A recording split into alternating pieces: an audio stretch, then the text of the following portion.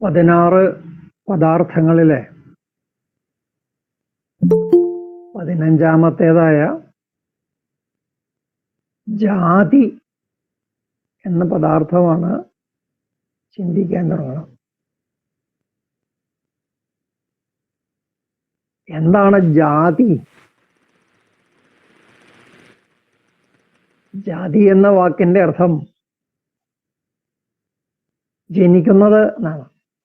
ജായതേ ഇത് ജാതി, ജനിക്കുന്നത് ജാതി. ഏതെങ്കിലും പക്ഷം സമർത്ഥിക്കാൻ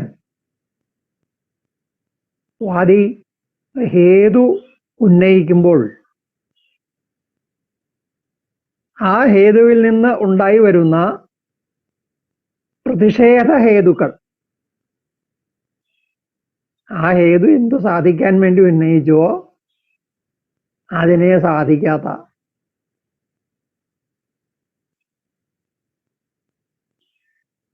ആണ് പ്രതിഷേധ ഹേതു. ഈ ഹേതു ഈ സാധ്യതയെ സാധിക്കുകയില്ല എന്ന് കാണിക്കാൻ വേണ്ടി ഉന്നയിക്കുന്ന ഹേതുവാണ് പ്രതിഷേധ ഹേതു.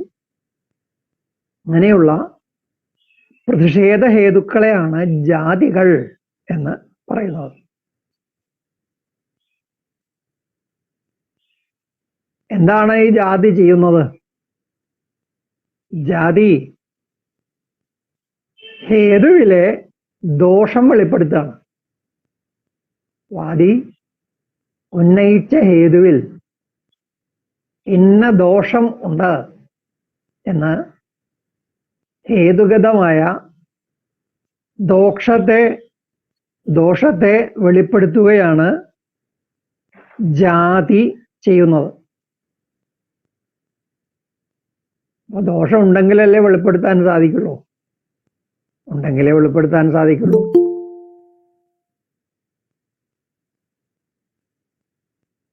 ദോഷമില്ലാത്തയിടത്തും പ്രതിവാദി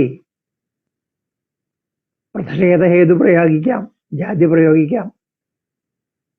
അങ്ങനെ ദുസ്തർക്കം നടത്തുക ജാതി പ്രയോഗിച്ച്.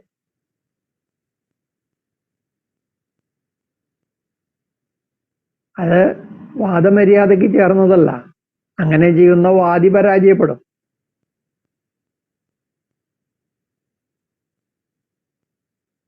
അന്വയ വ്യതിരേക സഹചാരത്തോടു കൂടിയ ഹേതു, നിർദോഷമായ ഹേതു എന്ന് പറയുന്നതാണല്ലോ. അന്വയം കൊണ്ടും വ്യതിരേകം കൊണ്ടും സാധ്യത്തെ സാധിക്കുന്ന ഹേതു, അതാണ് അന്വയ വ്യതിരേക സഹചാരത്തോടു കൂടിയ ഹേതു എന്ന് പറഞ്ഞു. അങ്ങനെ നിർദോഷമായ ഹേതു പ്രയോഗിച്ചാൽ അതിൽ നിന്ന് പ്രതിഹേതു ഉണ്ടാവുകയില്ല. ഹേതുവിൽ ദോഷമുണ്ട് എങ്കിൽ ആ ഹേതു പ്രയോഗിക്കുമ്പോൾ തന്നെ അതിൽ നിന്ന് പ്രതിഹേതു ഉണ്ടാവും. ഹേതുവിന്റെ ദോഷം മുഴച്ചു നിൽക്കും. അത് കേൾക്കുന്ന ആൾക്ക് ആ ഹേതുവിനെ ഖണ്ഡിക്കാനായിട്ട് വേറെ പ്രതിഷേധ ഹേതു ഉന്നയിക്കാം.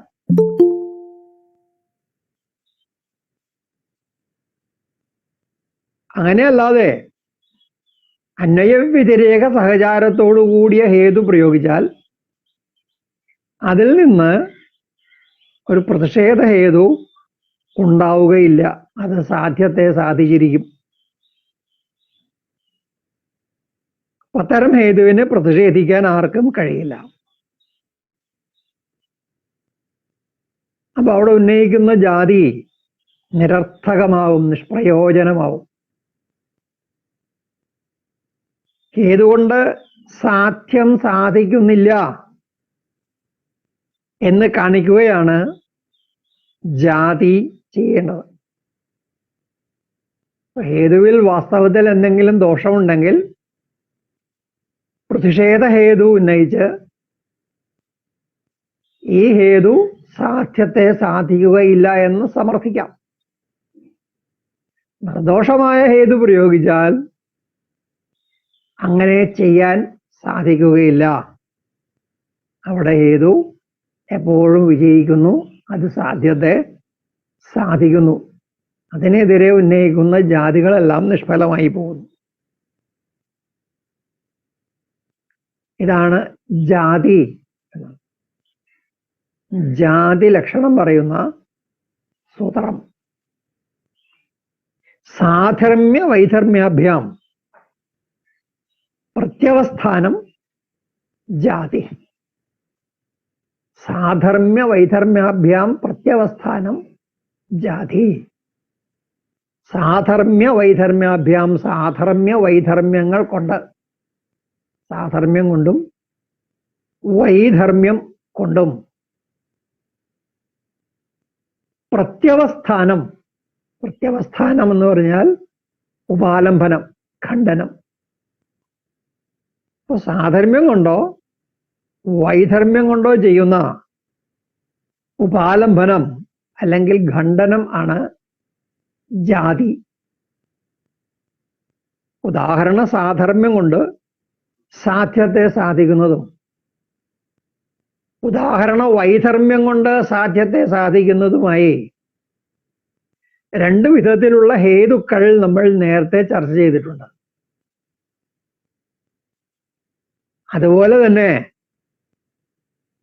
ഉദാഹരണ സാധർമ്മ്യം കൊണ്ടും വൈധർമ്മ്യം കൊണ്ടും സാധ്യത്തെ പ്രത്യവസ്ഥാനം ചെയ്യുന്ന, ഖണ്ഡിക്കുന്ന എന്താണോ അത് ജാതി. ജാതി 24 വിധം ആണ്. 24 വിധം ജാതികളെ ഇനി നിർദ്ദേശിക്കുന്നു, പേരുകൊണ്ട് പറയുന്നു. സാധർമ്മ്യ വൈധർമ്മ്യ ഉത്കർഷ അപകർഷ വർണ്യ അവർണ്യ വികൽപ്പ സാധ്യ പ്രാപ്തി അപ്രാപ്തി പ്രസംഗ പ്രതിദൃഷ്ടാന്ത അനുത്പത്തി സംശയ പ്രകരണ അഹേതു അർത്ഥാപത്തി അവിശേഷ ഉപപത്തി ഉപലബ്ധി അനുപലബ്ധി നിത്യ അനിത്യ കാര്യ സമാഹ. ഇതാണ് 24 ജാതികൾ. സൂത്രത്തിന്റെ അവസാനത്തിൽ കേൾക്കുന്ന സമ എന്ന പദം ഓരോ ഒന്നിനോടും ചേർക്കേണ്ടതാണ്. അത് പൊതുവായ പദമാണ്. മുൻപ് പറഞ്ഞ എല്ലാ പദങ്ങളോടും പൊതുവിൽ ചേർക്കേണ്ടതാണ് സമ. സാധർമ്മ്യ സമ, വൈധർമ്മ്യ സമ, ഉത്കർഷ സമ, അപകർഷ സമ, ഇങ്ങനെ എല്ലാറ്റിനോടും സമ എന്ന് ചേർക്കുമ്പോഴാണ് ആ ജാതിയുടെ പേര് കിട്ടുന്നത്. ഇങ്ങനെ 24 ജാതികൾ. ഇവിടെ ലക്ഷണവും ഉദാഹരണവും ഇനി കാണിക്കുന്നു. സാധർമ്മ്യ സമയുടെയും വൈധർമ്മ്യ സമയുടെയും ലക്ഷണം ഒറ്റ സൂത്രത്തിലാണ് പറയുന്നത്. സാധർമ്മ്യ വൈധർമ്യാഭ്യാം ഉപസംഹാരേ തദ്ധർമ്മ വിപര്യോപപത്തേ സാധർമ്മ്യ വൈധർമ്മ്യ സമൗ. സാധർമ്മ്യ വൈധർമ്യാഭ്യാം ഉപസംഹാരേ, സാധർമ്മ്യം കൊണ്ടും വൈധർമ്മ്യം കൊണ്ടും ഉപസംഹരിക്കുമ്പോൾ, കേവലമായ സമാനധർമ്മം കൊണ്ടോ വിരുദ്ധധർമ്മം കൊണ്ടോ ഉപസംഹരിക്കുമ്പോൾ, ഉപസംഹരിക്കുക എന്ന് പറഞ്ഞാൽ വിചാരം അവസാനിക്കുക, നമ്മൾ നേരത്തെ ചർച്ച ചെയ്തിട്ടുള്ള പദമാണ് ഉപസംഹാരം. ഉപസംഹാരം എന്ന് പറയുമ്പോൾ ഇവിടെ വിചാരം അവസാനിക്കുന്നു. എപ്പോഴാണ് വിചാരം അവസാനിക്കുക? വിചാരം അവസാനിക്കുന്നു എന്ന് പറഞ്ഞാൽ തീരുമാനം വരുന്നു എന്നാണ് അർത്ഥം. അപ്പോൾ വാദി സാധ്യത്തെ സാധിക്കാൻ വേണ്ടി ഒരു ഹേതു ഉന്നയിച്ച് വിടുന്നു. വാദിയെ സംബന്ധിച്ചിടത്തോളം താൻ ഉന്നയിക്കുന്ന ഹേതുവിൽ അയാൾക്ക് പൂർണ്ണമായ വിശ്വാസമുണ്ട്. ഞാൻ സദ്ഹേതുവാണ് ഉന്നയിക്കുന്നത്, ദുഷ്ടഹേതുവല്ല, ശരിയായ ഹേതുവാണ് ഞാൻ ഉന്നയിക്കുന്നത് എന്ന ബോധത്തോടു കൂടി വാദി ഹേതു ഉന്നയിച്ചു വിടുന്നു. ഇങ്ങനെ ഹേതു ഉന്നയിച്ചു വിടുന്നതിനെ ഉപസംഹാരം എന്ന് പറയുന്നു. അപ്പോൾ തദ്ധർമ്മ വിപരീത ഉപപത്തേ, ആ ധർമ്മത്തിന്റെ വിപരീതത്തിനും ഉപപത്തി ഉള്ളതുകൊണ്ട് ഏത് ധർമ്മമാണോ ഹേതുവായിട്ട് ഉന്നയിച്ചത് അതിന്റെ വിപരീതത്തിനും ഉപപത്തി ഉണ്ട്. ആ വിപരീതവും ആകാം എന്നിരിക്കുന്നത്. അങ്ങനെ ആ വിപരീത ധർമ്മത്തിനും ഉപപത്തി ഉള്ളത് കൊണ്ട് സാധർമ്മ്യ വൈധർമ്മ്യ സമവും, സാധർമ്മ്യ സമം വൈധർമ്മ്യ സമം എന്ന രണ്ട് ജാതികൾ ഉണ്ടാകുന്നു.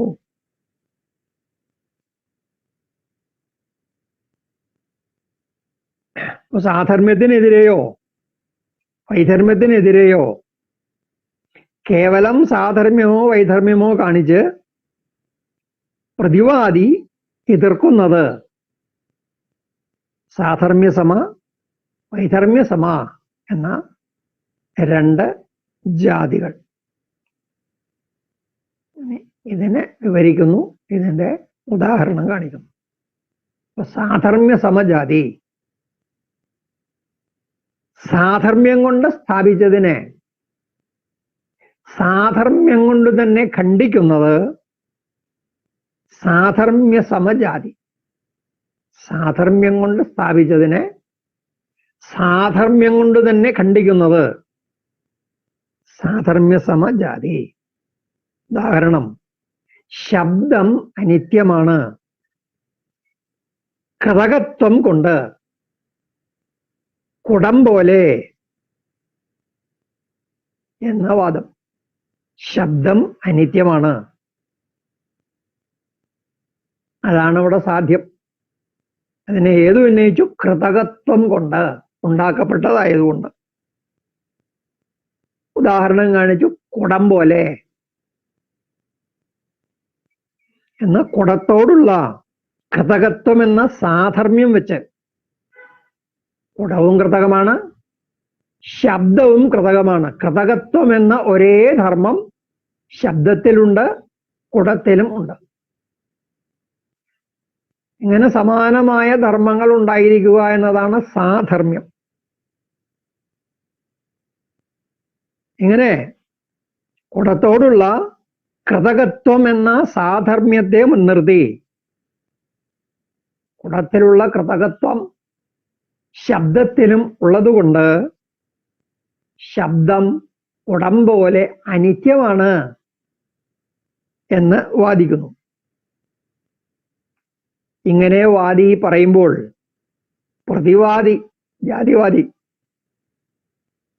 പറയുന്നു ശബ്ദം നിത്യമാണ്, കൃതകത്വം മൂലം അനിത്യമാണ് എന്ന് നിങ്ങൾ പറഞ്ഞത് ശരിയായില്ല. ശബ്ദം നിത്യമാണ്. എന്തുകൊണ്ട്? അമൂർത്തത്വം കൊണ്ട്. മൂർത്തി എന്നാൽ രൂപം, രൂപമുള്ളത് മൂർത്തം, രൂപമില്ലാത്തത് അമൂർത്തം, ഫോംലെസ്. രൂപമില്ലായ്മയാണ് അമൂർത്തത്വം. ശബ്ദം നിത്യമാണ് അമൂർത്തത്വം ഹേതുവായിട്ട്. അതിന് ഉദാഹരണം പറഞ്ഞു, ആകാശം പോലെ. ആകാശം അമൂർത്തമാണ്, അത് നിത്യവുമാണ്. കുടത്തിലുള്ള കൃതകത്വം എന്ന ധർമ്മം ശബ്ദത്തിൽ ഉള്ളതുകൊണ്ട് ശബ്ദം കുടം പോലെ അനിത്യമാണ് എന്ന് പറയുന്നു എങ്കിൽ, നിത്യമായ ആകാശത്തിലുള്ള അമൂർത്തത്വം എന്ന ധർമ്മം ശബ്ദത്തിലുണ്ട്. ആകാശം പോലെ അമൂർത്തമായതുകൊണ്ട് ശബ്ദം ആകാശം പോലെ നിത്യമാണ് എന്ന് എതിർവാദം. ഇപ്പൊ ഘടസാധർമ്മ്യം കൊണ്ട് അനിത്യമാണെങ്കിൽ ആകാശസാധർമ്മ്യം കൊണ്ട് നിത്യവും ആകാം ഇതാണ് പ്രതിവാദിയുടെ അഭിപ്രായം. ഇങ്ങനെ സാധർമ്മ്യം കൊണ്ട് സമർത്ഥിച്ചതിനെ സാധർമ്മ്യം കൊണ്ട് തന്നെ ഖണ്ഡിക്കുന്നതാണ് സാധർമ്മ്യ സമ. കുടത്തോടുള്ള സാധർമ്മ്യവും ആകാശത്തോടുള്ള സാധർമ്മ്യവും സമമാണ്, തുല്യമാണ്. കൃതകത്വം കൊണ്ട് ശബ്ദം കുടത്തിന് സമമാണ്. അമൂർത്തത്വം കൊണ്ട് ശബ്ദം ആകാശത്തിനും തുല്യമാണ്. ഇത് രണ്ടിൽ വെച്ച് കുടം അനിത്യമാണ്, ആകാശം നിത്യമാണ്. ഇപ്പൊ ശബ്ദത്തിന് അനിത്യമായ കുടത്തോടും നിത്യമായ ആകാശത്തോടും സാധർമ്മ്യം ഉണ്ട്. ഒരു സാധർമ്മ്യം കൊണ്ട് അനിത്യത്വം സിദ്ധിക്കുമെങ്കിൽ മറ്റേ സാദൃശ്യം കൊണ്ട് സാധർമ്മ്യം കൊണ്ട് നിത്യത്വവും സാധിക്കും. ഇതാണ് പ്രതിവാദി ഉന്നയിക്കുന്നത്. ഇങ്ങനെ സാധർമ്മ്യം കൊണ്ട് സമർത്ഥിച്ചതിനെ സാധർമ്മ്യം കൊണ്ട് ഖണ്ഡിക്കുന്നു. ഇതാണ് സാധർമ്മ്യ സമ എന്ന ജാതി. വൈധർമ്മ്യ സമ, വിരുദ്ധ ധർമ്മങ്ങളോടുകൂടി ഇരിക്കുക എന്നതാണ് വൈധർമ്മ്യം. വിധർമ്മങ്ങളുടെ ഭാവം വൈധർമ്മ്യം. വിധർമ്മങ്ങൾ എന്ന് പറഞ്ഞാൽ വിരുദ്ധങ്ങളായ ധർമ്മങ്ങൾ. സാധർമ്മ്യം കൊണ്ട് സാധിച്ചതിനെ വൈധർമ്മ്യം കൊണ്ട് ഉപാലംബിക്കുന്നതാണ് വൈധർമ്മ്യ സമജാതി. ഈ സാധർമ്മ്യത്തിന് തുല്യമായിട്ട് വൈധർമ്മ്യം ഞാൻ കാണിക്കാം. നമ്മൾ സാധർമ്മ്യം പറഞ്ഞ് സമർത്ഥിച്ചല്ലോ. നിങ്ങൾ പറഞ്ഞ സാധർമ്മ്യത്തിന് തുല്യമായ വൈധർമ്മ്യവും ഇതിലുണ്ട്. അത് ഞാൻ കാണിക്കാന്ന് പറഞ്ഞിട്ട് പ്രതിവാദി ഈ സാധർമ്മ്യം കൊണ്ട് സാധിച്ചതിനെ വൈധർമ്മ്യം കാണിച്ച് ഖണ്ഡിക്കുന്നു. ഉദാഹരണം, ഘടസാധർമ്മ്യത്താൽ ശബ്ദത്തിന്റെ അനിത്യത്വം സാധിക്കുന്നിടത്ത് ഘടവൈധർമ്മ്യം കൊണ്ട് അനിത്യത്വത്തെ ഖണ്ഡിക്കുന്നു. ശബ്ദത്തിൽ ഘടസാധർമ്മ്യം ഉണ്ട്, ഘടവൈധർമ്മ്യവും ഉണ്ട്.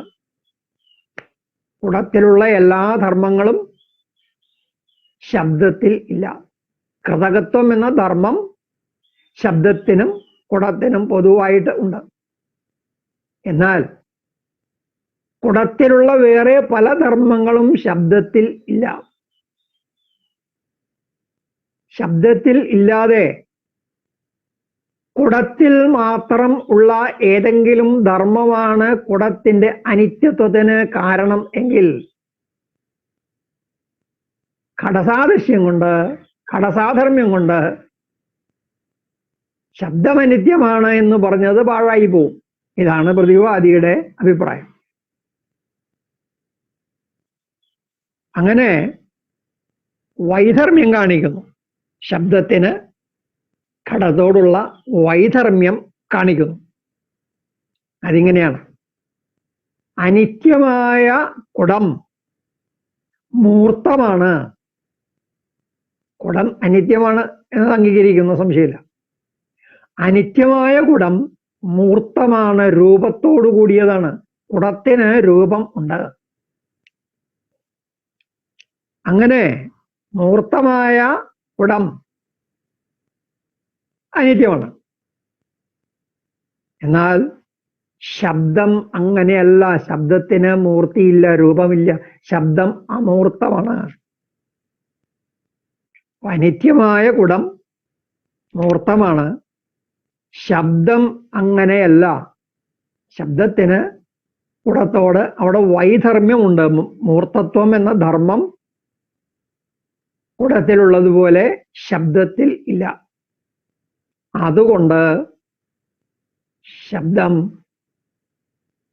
കുടം പോലെ അനിത്യവും അല്ല എന്നാണ് ജാതിവാദി പറയുന്നത്.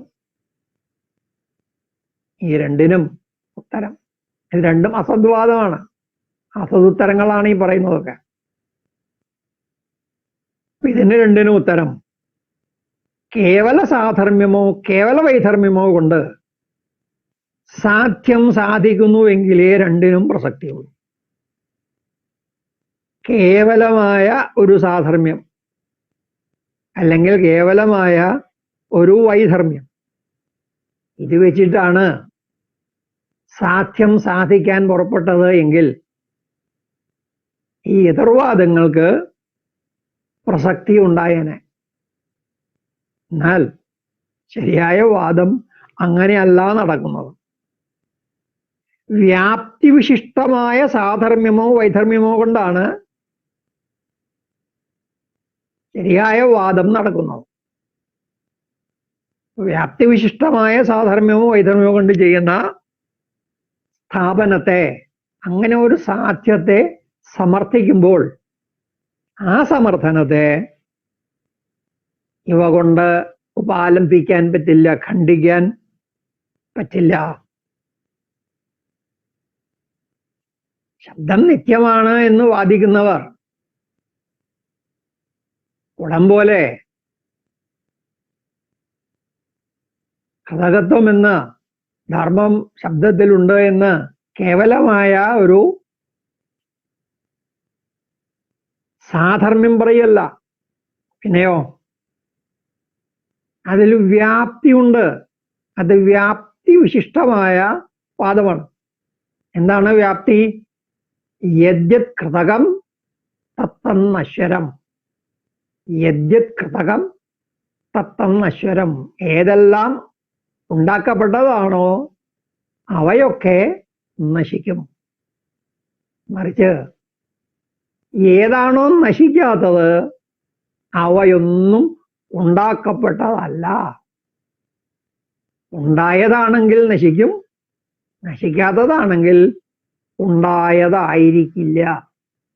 ഇങ്ങനെ വ്യാപ്തി ഉണ്ട്. ഈ വ്യാപ്തി അന്വയവ്യാപ്തിയുണ്ട്, വ്യതിരേക വ്യാപ്തിയുണ്ട്. ഇങ്ങനെ അന്വയ വ്യതിരേക വ്യാപ്തിയോട് കൂടിയ ഹേതു ഉന്നയിച്ചാൽ ഈ ജാതികളൊന്നും വിലപ്പോവില്ല അവിടെ. അങ്ങനെ ഉന്നയിക്കുന്ന വാദത്തെ ആർക്കും ഉപാലംബിക്കാൻ കഴിയില്ല. അതിനെ ഉപാലംബിക്കാൻ ജാതിക്ക് സാമർഥ്യം ഇല്ല. അപ്പൊ അത് പറഞ്ഞു, ഗോത്വാദ് ഗോസിദ്ധിവത് തത്സിദ്ധി.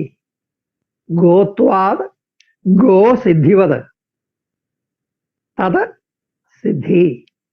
ഗോത്വം, ഗോത്വാദ്, ഗോത്വം കണ്ട് ഗോവിന്റെ ഭാവം ഗോത്വം, ഗോ പശു, പശുത്വം. ഗോത്വാദ് ഗോത്വം കൊണ്ട്, ഗോത്വം ഹേതുവായിട്ട് ഉണ്ടാകുന്നു. ഗോസിദ്ധി, പശുവിനെ സിദ്ധിക്കുന്നു. ഗോത്വവിശിഷ്ടം പിണ്ഡം ഗൗഹു. ഗോത്വം എന്ന അവച്ഛേദകത്താൽ അവഛിന്നമായ പിണ്ഡം, ഗോത്വ അവച്ഛേദക അവഛിന്നം, ഗൗ എന്ന് കിട്ടും. ഈ ഗോത്വം ഗോവിലുള്ള ജാതിയാണ്. ജാതി എന്ന് പറയുന്നത് സാമാന്യമാണ്. പരസാമാന്യം അപരസാമാന്യം എന്ന രണ്ട് സാമാന്യങ്ങളാണ്. അപരസാമാന്യം എന്ന് പറയുന്നത് സത്തയാണ്, ഉണ്മ. പരസാമാന്യം എന്നത് സത്ത. പരസാമാന്യം ഇതുണ്ട് എന്ന് ബോധിപ്പിക്കുന്നു. അപരസാമാന്യം ഇത് ഇന്നത് എന്ന് ബോധിപ്പിക്കുന്നു.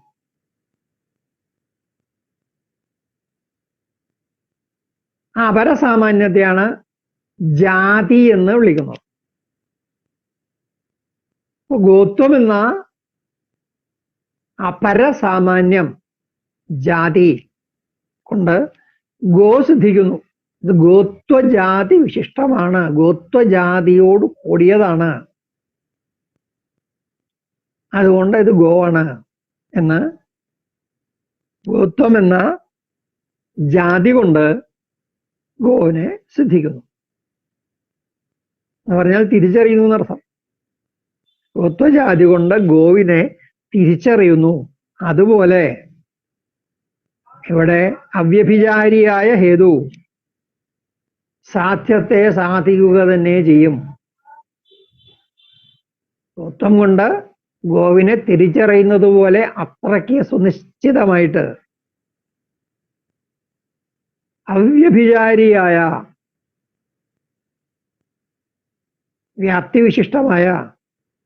വ്യാപ്തിവിശിഷ്ടമായതുകൊണ്ടാണ് അവ്യഭിചാരി ആയിരിക്കുന്നത്. അന്വയ വ്യതിരേക വ്യാപ്തിയോടുകൂടിയ അന്വയ വ്യതിരേക സഹചാരം ഉള്ള ഹേതു സാധ്യത്തെ സാധിക്കുക തന്നെ ചെയ്യും. വ്യാപ്തിയില്ലാത്ത ഏത്വാഭാസം പ്രയോഗിക്കുമ്പോഴാണ് ജാതി കൊണ്ട് ഖണ്ഡിക്കാൻ കഴിയുന്നത്. എവിടെയാണ് ജാതി ഉന്നയിച്ച് ഖണ്ഡിക്കാൻ പറ്റുക? വാദി ഹേത്വാഭാസമാണ് ഉന്നയിക്കുന്നത് എങ്കിൽ ഹേത്വാഭാസത്തിന് വ്യാപ്തി ഇല്ലാത്തത് കൊണ്ട് ജാതി കൊണ്ട് അതിനെ ഖണ്ഡിക്കാൻ കഴിയും. കേവല സാദൃശ്യമോ കേവല വൈസാദൃശ്യമോ കേവല സാധർമ്യമോ കേവല വൈധർമ്യമോ കാണിച്ച് അതിനെ ഖണ്ഡിക്കാൻ സാധിക്കും. അതല്ല, വ്യാപ്തിവിശിഷ്ടമായ സദ്ഹേതുവാണ് ഉന്നയിക്കുന്നത് എങ്കിൽ അതിനെ ഖണ്ഡിക്കാൻ കഴിയില്ല.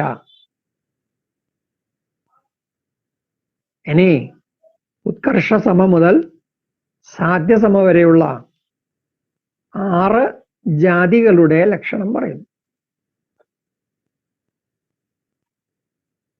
സാധ്യ ദൃഷ്ടാന്തയോ ധർമ്മ വികൽപാത് ഉഭയ സാധ്യത്വാച ഉത്കർഷ അപകർഷ വർണ്യ അവർണ്യ വികൽപ്പ സാധ്യസമാ. സാധ്യദൃഷ്ടാന്തയോ സാധ്യത്തിൻ്റെയും ദൃഷ്ടാന്തത്തിൻ്റെയും ധർമ്മവികൽപാത് ധർമ്മത്തിൻ്റെ വികൽപ്പം. ആ ധർമ്മം ഉണ്ടാകാം, ഈ ധർമ്മം ഉണ്ടാവാം, അങ്ങനെയോ ഇങ്ങനെയോ ആകാം എന്നിരിക്കുന്നതാണ് ധർമ്മ വികൽപ്പം. ആ ധർമ്മവികൽപാത് ധർമ്മവികൽപ്പം കാരണം ഈ അങ്ങനെയോ ഇങ്ങനെയോ ഇരിക്കാമെന്ന അവസ്ഥ ഉള്ളതുകൊണ്ട് ധർമ്മവികൽപ്പം കാരണവും ഉഭയസാധ്യത്വാച രണ്ടും സാധിക്കാവുന്നതുകൊണ്ടും വികല്പമുള്ളത് കൊണ്ട് അതിലേതിനെയും സാധിക്കാമല്ലോ. അത് രണ്ടും സാധിക്കാവുന്നത് കൊണ്ട് ഉത്കർഷസമ അപകർഷസമ വർണ്യസമ അവർണ്യസമ വികൽപ്പസമ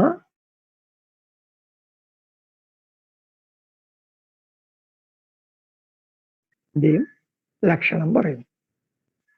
ഒന്ന് ഉത്കർഷ സമ.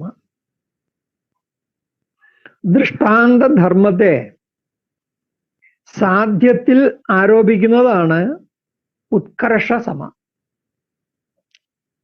ദൃഷ്ടാന്ത ധർമ്മത്തെ സാധ്യത്തിൽ ആരോപിക്കുന്നു. അപ്പൊ സാധ്യത്തിലൊരു ധർമ്മം കൂടി. സാധ്യത്തിൽ ഇല്ലാത്ത ധർമ്മത്തെയാണ് ദൃഷ്ടാന്ത ധർമ്മത്തെ സാധ്യത്തിൽ ഇല്ലാത്തതും ദൃഷ്ടാന്തത്തിൽ ഉള്ളതുമായ ഒരു ധർമ്മത്തെ ആണല്ലോ സാധ്യത്തിൽ ആരോപിക്കുന്നത്. അപ്പൊ സാധ്യത്തിൽ ഒരു ധർമ്മം കൂടി, അതാണ് അതിന് ഉത്കർഷം. ഒരു ധർമ്മം കൂടി എന്ന് പറഞ്ഞാൽ ഉത്കർഷം വരലാണ്. ഒരു ധർമ്മം കുറഞ്ഞാൽ അപകർഷം വന്നു. ഉത്കർഷം ഉയർച്ച, അപകർഷം താഴ്ച.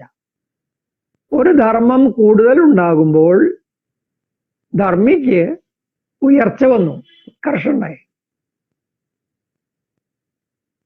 എങ്ങനെയാണ് ഒരു ധർമ്മം കൂടുതൽ ഉണ്ടാവുന്നത്? ദൃഷ്ടാന്ത ധർമ്മത്തെ സാധ്യത്തിൽ ആരോപിക്കുന്നു.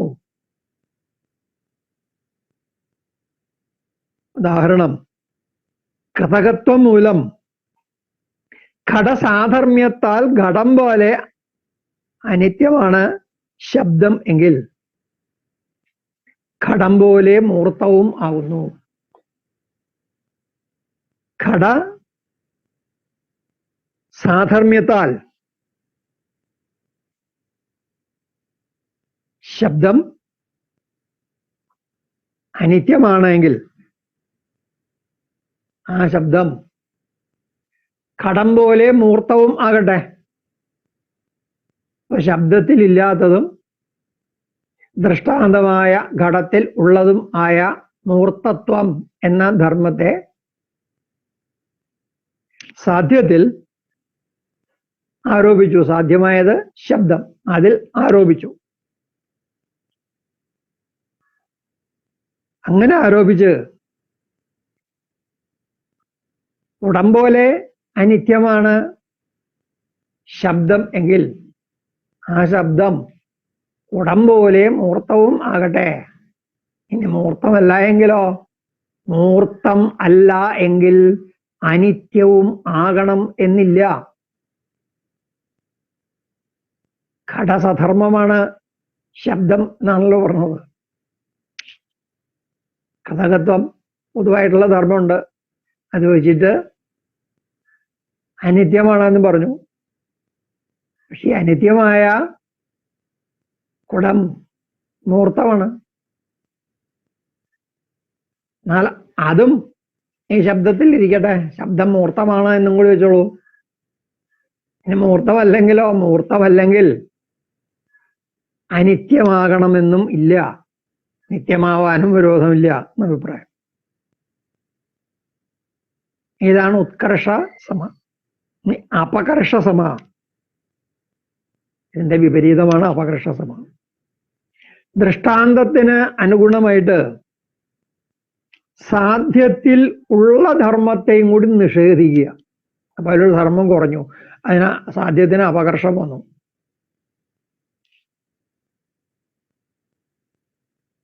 ദൃഷ്ടാന്തത്തിന് അനുഗുണമായി സാധ്യത്തിൽ ഉള്ള ധർമ്മത്തെ കൂടി നിഷേധിക്കുന്നത് അപകർഷസമ എന്ന ജാതി. ഉദാഹരണം, കുടം പോലെ അനിത്യമാണ് ശബ്ദം എങ്കിൽ കുടം പോലെ അശ്രാവണവും ആകട്ടെ. അശ്രാവണം, കേൾക്കാൻ കഴിയാത്തത്. ശ്രവണം എന്ന് പറയുന്നത് ശ്രവത്തിന് വിഷയമാകുന്നത്. ശ്രവം ചെവി, ശ്രവണേന്ദ്രിയത്തിന് വിഷയമാകുന്നത്, കേൾക്കാൻ കഴിയുന്നത്, ഓഡിബിൾ. ഓ, കുടം പോലെ അനിത്യമാണ് ശബ്ദം എങ്കിൽ ആ ശബ്ദം കുടം പോലെ അശ്രാവണവുമാകട്ടെ, കേൾക്കാൻ പറ്റാത്തതുമാവട്ടെ. കുടം കേൾക്കാൻ പറ്റില്ലല്ലോ. ആ കേൾക്കാൻ പറ്റായിക എന്ന ദൃഷ്ടാന്തത്തിലെ ധർമ്മത്തെ സാധ്യമായ ശബ്ദത്തിൽ ആരോപിക്കുന്നു. ശബ്ദവും അശ്രാവണമാവട്ടെ, ശബ്ദവും കേൾക്കാൻ കഴിയാത്തതാണ് എന്ന് വരട്ടെ. ഇതാണ് അപകർഷ സമ എന്ന ജാതി. ദൃഷ്ടാന്തത്തിന് അനുഗുണമായി സാധ്യത്തിലുള്ള ധർമ്മത്തെ കൂടി നിഷേധിക്കുന്നു. സാധ്യമായ ശബ്ദത്തിൽ ഉള്ള ശ്രാവണത്വം എന്ന ധർമ്മത്തെ കൂടി നിഷേധിക്കുന്നു, ദൃഷ്ടാന്തത്തിന് തുല്യമാക്കാൻ വേണ്ടി. വളരെ ഇത് ദൃഷ്ടാന്തം പോലെ അനിത്യമാണ് എന്ന് പറയാൻ പറ്റുള്ളൂ. ഇതാണ് അപകർഷ സമ എന്ന ജാതി. വർണ്യസമ. വർണ്യസമ, വർണ്യം എന്നാൽ വർണ്ണിക്കപ്പെടേണ്ടത്, പറയപ്പെടേണ്ടത്, കാണിക്കപ്പെടേണ്ടത്, പറഞ്ഞ് ബോധിപ്പിക്കേണ്ടിയിരിക്കുന്നു എന്നിരിക്കുന്നതാണ് വർണ്യം. വർണ്ണിക്കപ്പെടേണ്ടിയിരിക്കുന്നു ഇത് എന്നർത്ഥമല്ല. അതെന്താണ്? ഇവിടെ സാധ്യധർമ്മം, അനുമതിയിൽ സാധ്യധർമ്മമാണ് പറഞ്ഞ് അറിയിക്കേണ്ടത്. അപ്പോൾ വർണ്യം എന്നത് സാധ്യധർമ്മത്തെ പറയുന്നു. അതിന് വിപരീതമായി വർണ്ണിക്കേണ്ടാത്തതാണ് ദൃഷ്ടാന്തധർമ്മം. എന്താണ് വർണ്ണിക്കേണ്ടാത്തത്? ദൃഷ്ടാന്തം എന്താണ്? ലൗകികന്മാർക്കും പരീക്ഷകന്മാർക്കും ഏത് വിഷയത്തിൽ സമാനമായ ജ്ഞാനമുണ്ടോ അതാണ് ദൃഷ്ടാന്തം. എല്ലാവർക്കും അറിയാവുന്നതാണ് ദൃഷ്ടാന്തം. ആരെയും ഇനി പറഞ്ഞു പഠിപ്പിക്കേണ്ട ആവശ്യമില്ല. അതുകൊണ്ട് ദൃഷ്ടാന്തധർമ്മം അവർണ്യമാകുന്നു, വർണ്ണിക്കേണ്ടാത്തതാകുന്നു, പറയേണ്ടാത്തതാകുന്നു, പറയാതെ തന്നെ എല്ലാവർക്കും അറിയാവുന്നതാകുന്നു. ഇതാണ് വർണ്യം അവർണ്യം. വർണ്യം എന്നത് സാധ്യധർമ്മവും അവർണ്യം എന്നത് ദൃഷ്ടാന്തധർമ്മവും ആണ്. ശബ്ദം കൃതകത്വം കൊണ്ട് കുടം പോലെ അനിത്യമാണ് എന്ന് ഹേതു പറയുമ്പോൾ ശബ്ദത്തിന്റെ കൃതകത്വം കുടത്തിൻ്റെതുപോലെയല്ല. ശബ്ദം എങ്ങനെയാണോ കൃതകമായിരിക്കുന്നത് അത് കുടത്തിന്റെ കൃതകത്വം പോലെയല്ല. രണ്ടും കൃതകമാണെന്നത് ശരി, പക്ഷേ കുടത്തിന്റെ കൃതകത്വവും ശബ്ദത്തിന്റെ കൃതകത്വവും തമ്മിൽ വ്യത്യാസം ഉണ്ട്, അടിസ്ഥാനപരമായ വ്യത്യാസം ഉണ്ട്.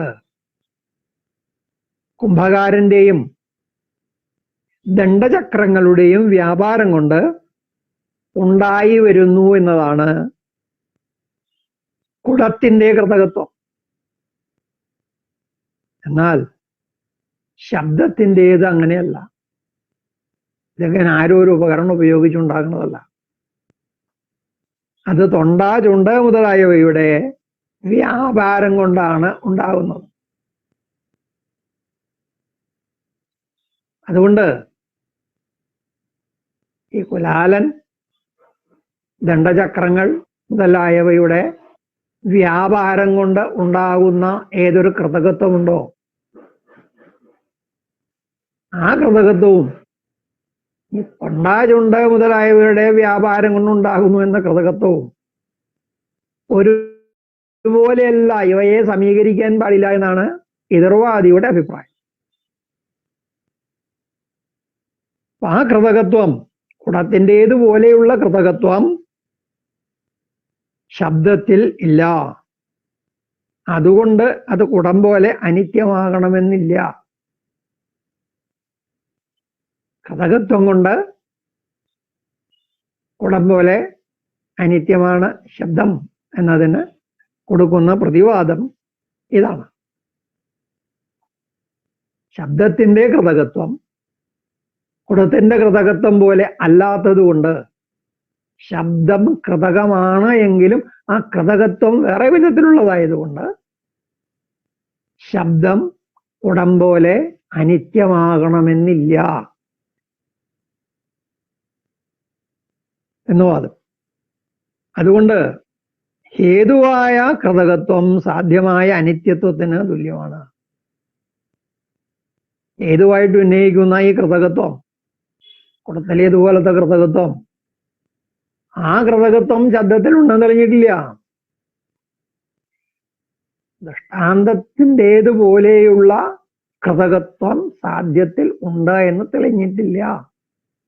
അതിന് സിദ്ധിക്കേണ്ടിയിരിക്കുന്നു, അത് അസിദ്ധമാണ്.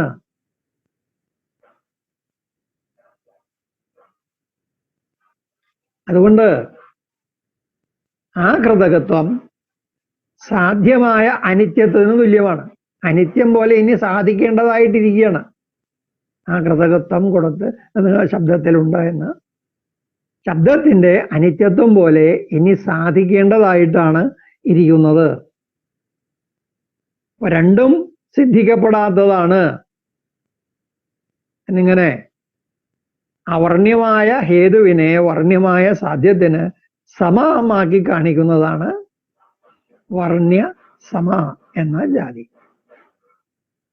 അവർണ്യമായ ഹേതു, ഹേതുവാണല്ലോ അറിയുന്നത്, അത് പറയേണ്ട ആവശ്യമില്ല, അതിന് തുല്യമാണ്. അതുപോലെ ഇനി അറിയേണ്ടതായിട്ടിരിക്കുന്നതാണ് സാധ്യത്തിലെ ധർമ്മവുമെന്ന് കാണിക്കുന്നു. ഇങ്ങനെ അവർണ്യമായ ഹേതു വർണ്യമായ സാധ്യത്തിന് സമമാണ് എന്ന് കാണിക്കുന്നതിനെയാണ് വർണ്യസമജാതി എന്ന് വിളിക്കുന്നത്. അവർണ്യസമജാതി, ദൃഷ്ടാന്തധർമ്മത്തെ പക്ഷത്തിൽ ആരോപിക്കുന്നതാണ് അവർണ്യസമ. അവർണ്യം എന്ന് പറഞ്ഞാൽ ദൃഷ്ടം, സിദ്ധം, ദൃഷ്ടാന്തധർമ്മം, വർണ്ണിക്കേണ്ടാത്തത്.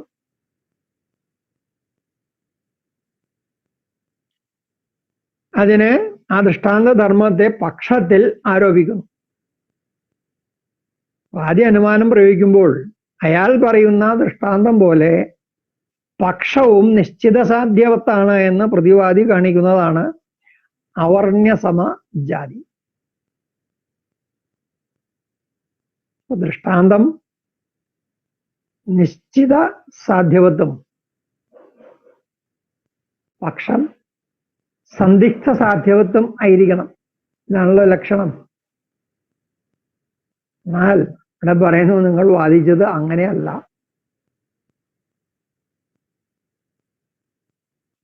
ഇവിടെ ഈ ദൃഷ്ടാന്തം പോലെ പക്ഷവും നിശ്ചിത സാധ്യവത്താണ് എന്ന് കാണിക്കുന്നു. അപ്പോ അവർണ്യസമ, അത് വർണ്ണിക്കേണ്ട ആവശ്യമില്ല, അത് സിദ്ധിച്ചു കഴിഞ്ഞു. നിശ്ചിത സാധ്യവത്താണെന്ന് പറയുമ്പോൾ അത് സിദ്ധിച്ചു കഴിഞ്ഞു. ഇനി അത് പറയേണ്ട ആവശ്യമില്ല, വർണ്ണിക്കേണ്ട ആവശ്യമില്ല. അതുകൊണ്ട് അത് അവർണ്യത്തിന് തുല്യമാകുന്നു. വർണ്യമായ സാധ്യധർമ്മം അവർണ്യമാണ് എന്ന് വാദിക്കുക. അപ്പോ ഇതാണ് അവർണ്യ സമ. വികൽപ്പ സമജാതി.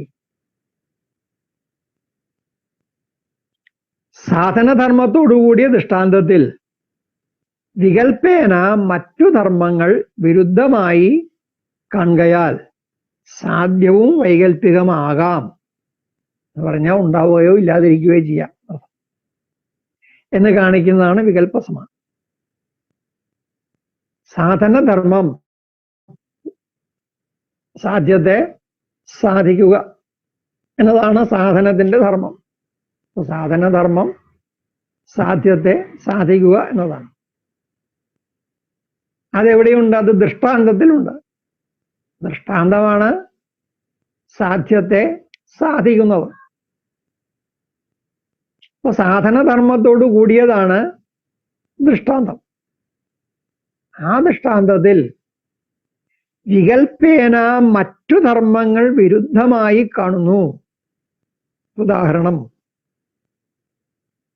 കുടം എന്ന ദൃഷ്ടാന്തം എടുക്കുക. കുടം കൃതകമാണ്. കൃതകത്വത്തിന് വേണ്ടിയാണല്ലോ കടത്തെ ദൃഷ്ടാന്തമായിട്ട് സ്വീകരിച്ചത്. കടം പോലെ കൃതകമായതുകൊണ്ട് കടം പോലെ അനിത്യവുമാണ് ശബ്ദം എന്നാണ് പറഞ്ഞത്. വികൽപ്പസമജാതി ഉന്നയിക്കുന്ന പ്രതിവാദി പറയുന്നത്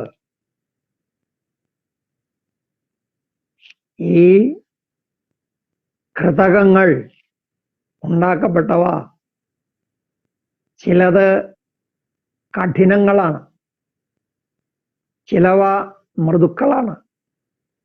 രണ്ടും കൃതകമാണ്. ഈ കൃതകങ്ങൾ മൃദു, കഠിനം എന്ന വിരുദ്ധ ധർമ്മങ്ങളോടുകൂടി ഇരിക്കുന്നു. വിരുദ്ധധർമ്മികളായിട്ട് കൃതകങ്ങളെ കാണുന്നു. എല്ലാ കൃതകങ്ങളും ഒരേ ധർമ്മി അല്ല. അങ്ങനെ കൃതകങ്ങൾക്ക് വിരുദ്ധധർമ്മികളായിരിക്കാം എങ്കിൽ ചില കൃതകങ്ങൾ അനിത്യത്വധർമ്മിയും വേറെ ചില കൃതകങ്ങൾ നിത്യത്വധർമ്മിയും ആയിക്കൊള്ളട്ടെ. അതിനെന്താണ് വിരോധം? ഇതാണ് ജാതിവാദിയുടെ ചോദ്യം.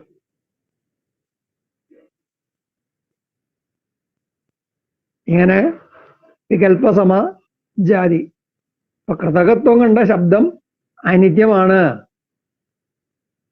എന്ന വാദത്തിൽ ഈ പക്ഷം ഉന്നയിക്കുന്നത് കൊണ്ട് പറയുന്നു, ഇവിടെ അനിത്യത്വം കൃതകത്വം എന്ന ഹേതു കൊണ്ട് സിദ്ധിക്കുകയില്ല. കാരണം കൃതകത്വം എന്ന ഹേതു ഉള്ളയിടത്ത് മൃദുത്വം, കഠിനത്വം എന്ന വിരുദ്ധ ധർമ്മങ്ങൾ കാണുന്നുണ്ട്. അതുപോലെ നിത്യത്വം, അനിത്യത്വം എന്ന വിരുദ്ധ ധർമ്മങ്ങളും കാണാം. ഇതാണ് ജാതിവാദി പറയുന്നു. ഇങ്ങനെ വികല്പസമ ജാതി, സാധ്യസമജാതി. ഹേതു മുതലായ അവയവങ്ങളുടെ സാമർഥ്യത്തോടു കൂടിയ ധർമ്മമാണ് സാധ്യം. അതിനെ ദൃഷ്ടാന്തത്തിൽ ആരോപിച്ചാൽ സാധ്യസമജാതി. സാധ്യത്തെ ദൃഷ്ടാന്തത്തിൽ ആരോപിക്കുന്നതാണ് സാധ്യസമജാതി. ഉദാഹരണം, ശബ്ദം കുടം പോലെ അനിത്യമാണെങ്കിൽ കുടം ശബ്ദം പോലെ ശ്രാവണവും ആയിരിക്കും. ശബ്ദം കുടം പോലെയാണെന്നാണ് പറഞ്ഞത്. കുടം പോലെ അനിത്യമാണ് ശബ്ദം എങ്കിൽ തിരിച്ചും കുടം ശബ്ദം പോലെ ശ്രാവണവും ആയിരിക്കും. സാധ്യത്തിന്റെ ധർമ്മമായ ശബ്ദം ആണ് അവിടെ സാധ്യം. അതിന്റെ ധർമ്മമാണ് ശ്രാവണത്വം. ആ ശ്രാവണത്വത്തെ ദൃഷ്ടാന്തത്തിൽ ആരോപിച്ചു, ദൃഷ്ടാന്തമായ ഘടത്തിൽ ആരോപിച്ചു. ഘടം ശബ്ദം ഘടം പോലെ അനിത്യമാണെങ്കിൽ ഘടം ശബ്ദം പോലെ ശ്രാവണവും ആയിക്കൊള്ളട്ടെ. ഉത്കർഷസമ മുതൽ സാധ്യസമ വരെയുള്ള 6 ജാതികൾക്കും പൊതുവായി ഉത്തരം പറയുന്നു. വ്യാപ്തിയോടുകൂടിയ ഏതാനും സാധർമ്യം കൊണ്ട് സാധ്യത്തെ സാധിക്കുമ്പോൾ വ്യാപ്തിയില്ലാത്ത വൈധർമ്മ്യം കാണിച്ച് എതിർക്കുന്നത് യുക്തമല്ല. ജാതിവാദി ഉന്നയിക്കുന്ന വാദങ്ങളിലൊന്നും വ്യാപ്തിയില്ല. അയാൾ ഉന്നയിക്കുന്ന ഹേതുക്കൾക്ക് വ്യാപ്തിയില്ല. ഹേതാഭാസങ്ങളാണ് ഉപയോഗിക്കുന്നത്.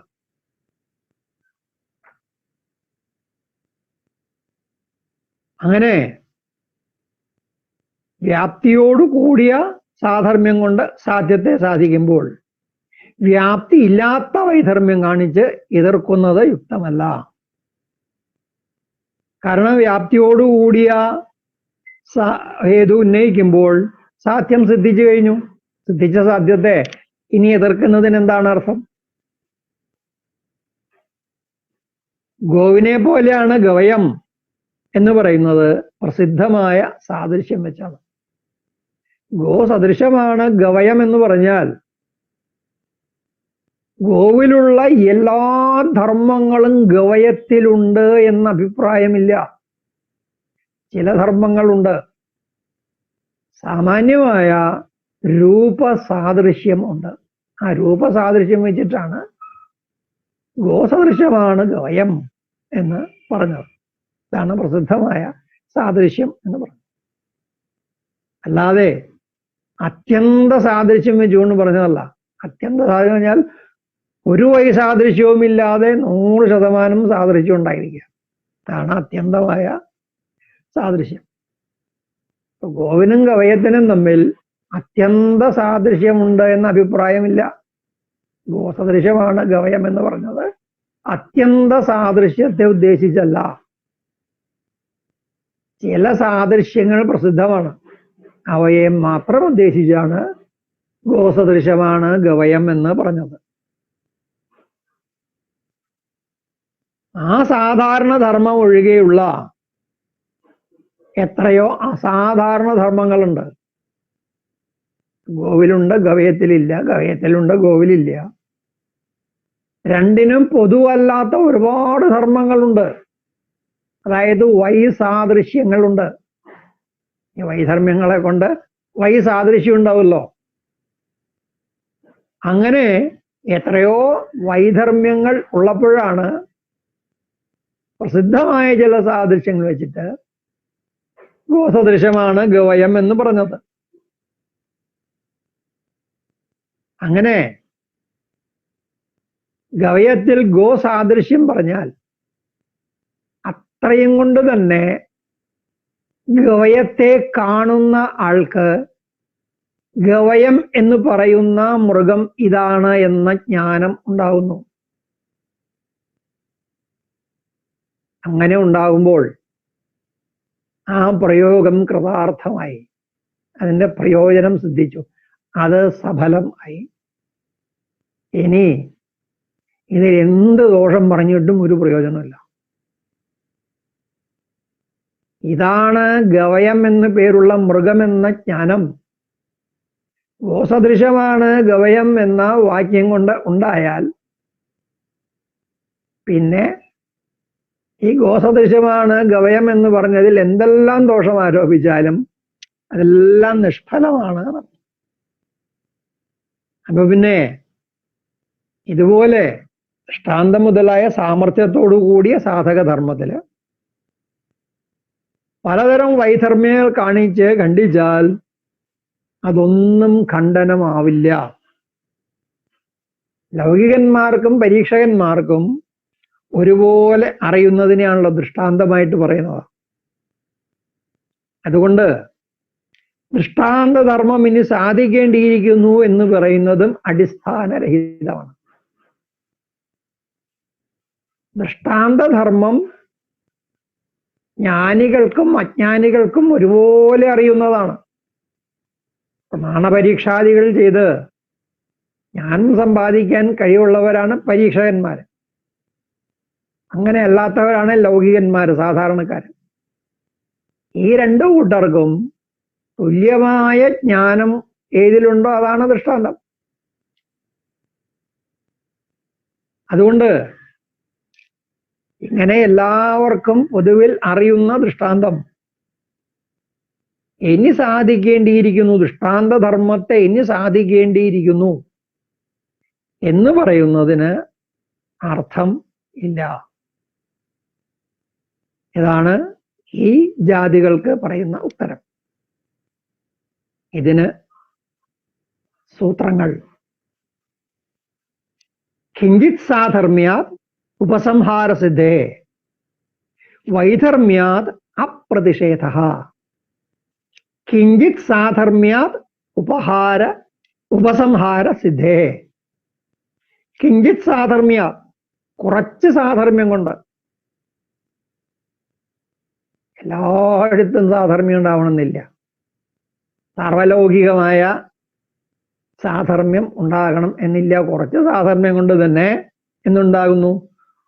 ഉപസംഹാരസിദ്ധി, ജ്ഞാനം ഉണ്ടായി കഴിയുന്നു, തീരുമാനം വന്നു കഴിയുന്നു, വിചാരം പര്യവസാനിക്കുന്നു, അറിവിലെത്തി പര്യവസാനിക്കുന്നു. അങ്ങനെ കിഞ്ചിത് സാധർമ്യം കൊണ്ട് ഉപസംഹാരം സിദ്ധിക്കും എന്നിരിക്കെ വൈധർമ്യാത് അപ്രതിഷേധഃ. പിന്നെ എന്തെല്ലാം വൈധർമ്മ്യങ്ങൾ പറഞ്ഞാലും അതുകൊണ്ട് വാദത്തെ പ്രതിഷേധിക്കാൻ കഴിയില്ല, ഹേതുവിനെ പ്രതിഷേധിക്കാൻ കഴിയില്ല, ദൃഷ്ടാന്തത്തെ പ്രതിഷേധിക്കാൻ കഴിയില്ല. ഹേതു ഈ ദൃഷ്ടാന്തം സാധ്യത്തെ സാധിച്ചിരിക്കുന്നു.